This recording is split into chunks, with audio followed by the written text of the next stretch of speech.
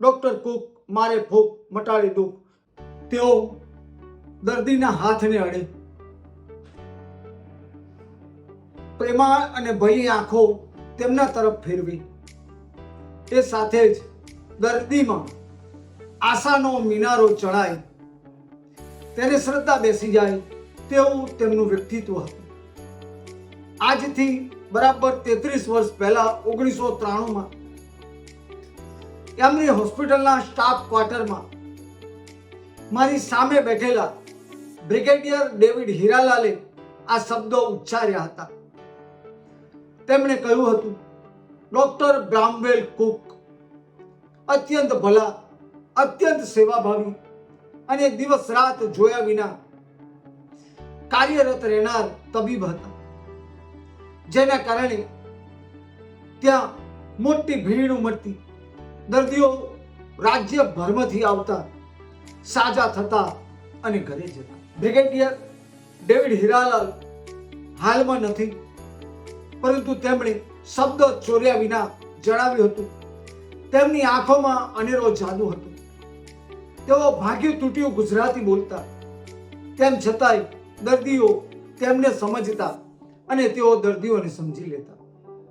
તેના કારણે ગુજરાતનું નામ, આખા ગુજરાતમાં આણંદનું નામ પ્રખ્યાત થઈ ગયું હતું. તેઓ ઉમેરે છે, 1931માં આણંદની વસ્તી હતી 11,660.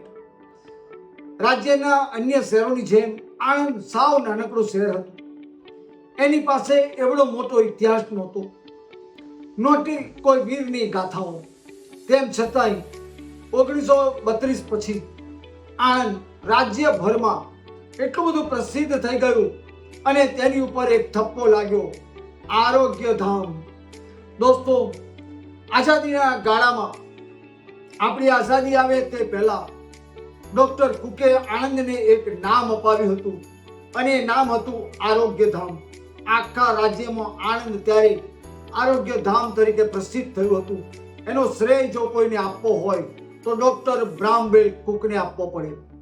ડોક્ટર કુકે એટલી સેવા કરી કે જેના કારણે રાજ્યમાં આણંદ સર ઊંચું કરીને ઊભું રહે એવા સ્થાને પહોંચ્યું હતું. 1903 7 માર્ચના રોજ ન્યુઝીલેન્ડના ગ્રિસ્બેન શહેરમાં ડોક્ટર બ્રામવેલ કુકનો જન્મ થયો.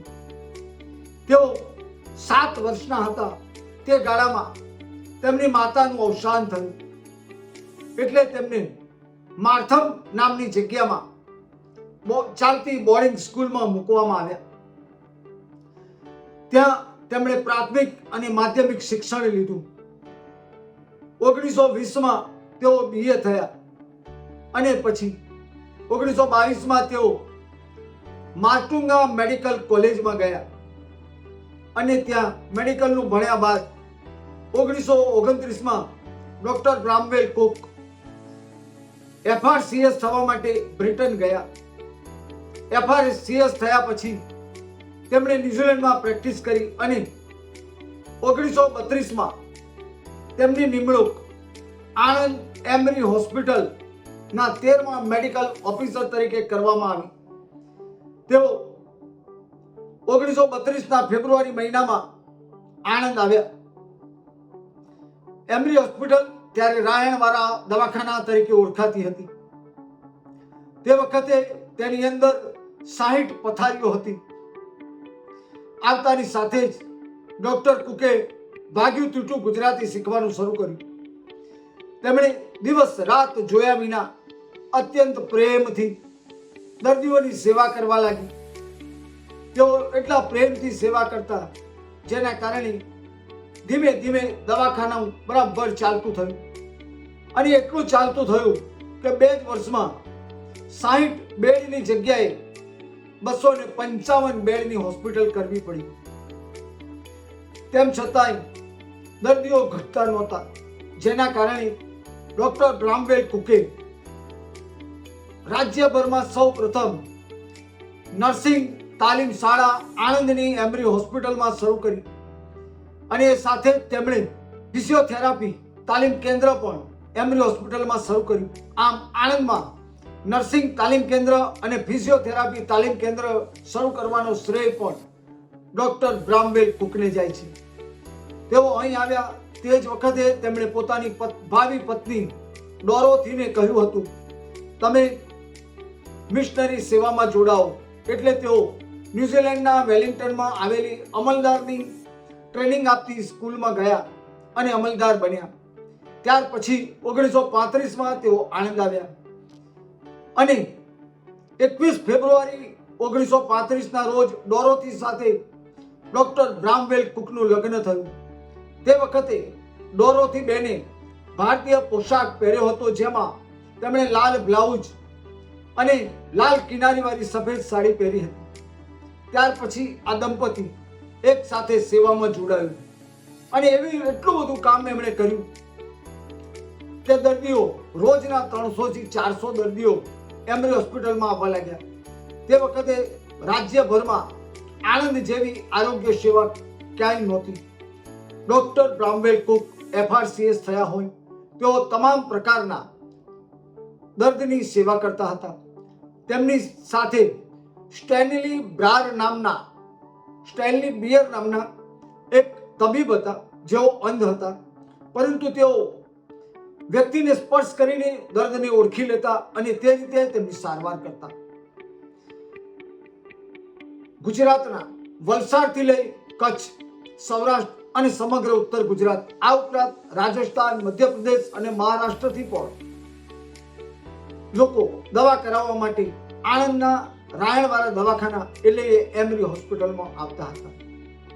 ડોક્ટર કુકે મન મૂકીને સેવા કરી, જેના કારણે એક ઉક્તિ પડી ગઈ, ડોક્ટર કુક મારે ભૂખ અને મટાડે દુઃખ. તેમણે આટલાથી ન અટકતા મુક્તિપુરા, ખંભાત અને ખેડામાં ડિસ્પેન્સરીઓ શરૂ કરી. તેઓ દર બુધવારે એમરી હોસ્પિટલમાં બપોર પછી બંધ રાખતા. પોતાનું કામ બંધ કરી તેઓ પોતાની ગાડી લઈને મુક્તિપુર, ખંભાત અને ખેડા જતા. ત્યાં પણ જે કોઈ દર્દીઓ હોય તેમને તપાસતા અને ત્યાંથી ગંભીર રોગના દર્દીઓને પોતાની ગાડીમાં આણંદ લઈ આવતા અને તેમની સારવાર કરતા. ઘણી વખત એટલી બધી ગીર્દી થઈ જતી કે રૂમો ખૂટી પડતી, ખાટલાઓ ખૂટી પડતા, એટલે લોકો લોબીમાં સારવાર લેતા અને ડોક્ટર કુક, તેમની પત્ની અને ડોક્ટર સ્ટેનલી મન મૂકીને આ લોકોની સેવા કરતા. દર્દીઓ સાજા થઈને જ અહીંયાથી જતા. દવાખાનું વિશાળ હતું, તેની જગ્યા વિશાળ હતી. પાછળ ખાસ રૂમો હતા, જનરલ વોર્ડ અને સ્પેશિયલ રૂમ, નર્સિંગ તાલીમ કેન્દ્ર અને ફિઝિયોથેરાપી તાલીમ કેન્દ્ર, તમામ પ્રકારના ઓપરેશનો. ડોક્ટર કુક સવારે 7 વાગ્યાથી પત્ની અને ડોક્ટર સ્ટેનલી સાથે કામે લાગી જતા. બપોરે 1 વાગ્યા સુધી કામ ચાલતું. 1 થી 2 જમવાની રિસેસ, 2 વાગે ફરી ચાલે કામ, 3 વાગ્યાથી ઓપરેશન શરૂ કરે અને મધ્યરાત્રિ સુધી ઓપરેશનો ચાલતા રહે. દિવસ રાત તેઓ આ રીતે ઝઝૂમતા રહ્યા. આણંદને આરોગ્ય ધામ બનાવીને જપ્યા. તેમનું નામ અને ખ્યાતિ એટલી બધી વધી ગઈ કે આણંદ નગરપાલિકાએ તુલસી ચોકડી આગળ જોયલેન્ડથી લઈને સરદારગંજ તરફ જે માર્ગ જાય છે તેનું નામ ડોક્ટર કુક માર્ગ આપ્યું. ડોક્ટર કુકે આણંદને ઘણું બધું આપ્યું, જેના ફળ સ્વરૂપે તેમની આ સેવાઓને અનુલક્ષીને ભારત સરકારે તે વખતે તેમને કૈસરે હિન્દનો ખિતાબ યાની કે ઇલકાબ આપ્યો હતો. તેઓ જ્યારે પાછા ગયા ત્યારે 1981માં બ્રિટને તેમને કમાન્ડર ઓફ બ્રિટન એમ્પાયરનો ઇલકાબ આપ્યો હતો. ત્યાર પછી મુક્તિપોધની સંસ્થાએ પણ તેમને પોતાનું સર્વોચ્ચ સન્માન આપ્યું હતું. આવી હતી ડોક્ટર કુકની ગાથા.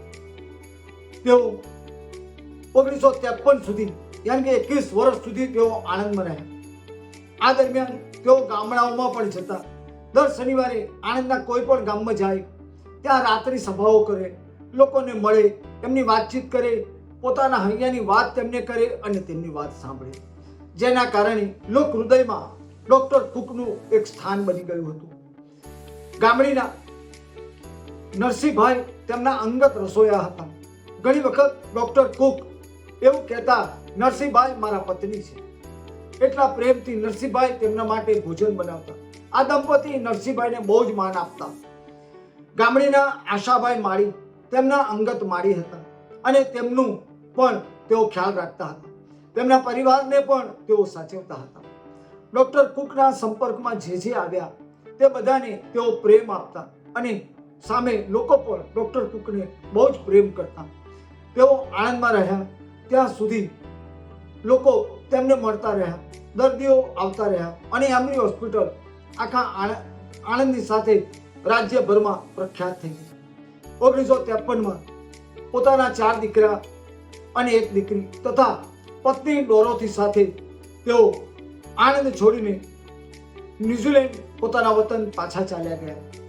ત્યાં ગયા પછી ન્યુઝીલેન્ડે તેમને ટેરેટરીનો ખિતાબ આપ્યો અને ત્યાં તેમણે સેક્રેટરી તરીકે ફરજ બજાવી.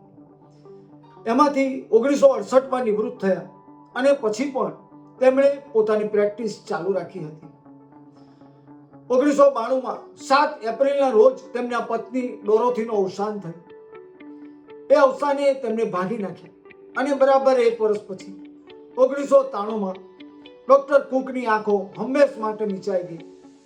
જે ડોક્ટરને આખું રાજ્ય ચાહતું હતું, જેના નામની ઉક્તિ પડી હતી, એ ડોક્ટર 1993માં અવસાન પામ્યા અને સદાને માટે કુદરતના ખોળે વિલીન થઈ ગયા. તેઓ તો મૃત્યુ પામ્યા, પરંતુ આજે તેમની પાછળ લાગેલી ઉક્તિ ડોક્ટર કુક મારે ભૂખ મટાડી દો આણંદ અને ગુજરાતમાં ગુંજી રહી છે. આ તેમની સેવાનો પ્રતાપ હતો, આ તેમની આંખનો જાદુ હતો, આ તેમણે આણંદ અને રાજ્યની કરેલી સેવાનો આશીર્વાદ હતો અને એટલે જ લોકો તેમને યાદ કરે.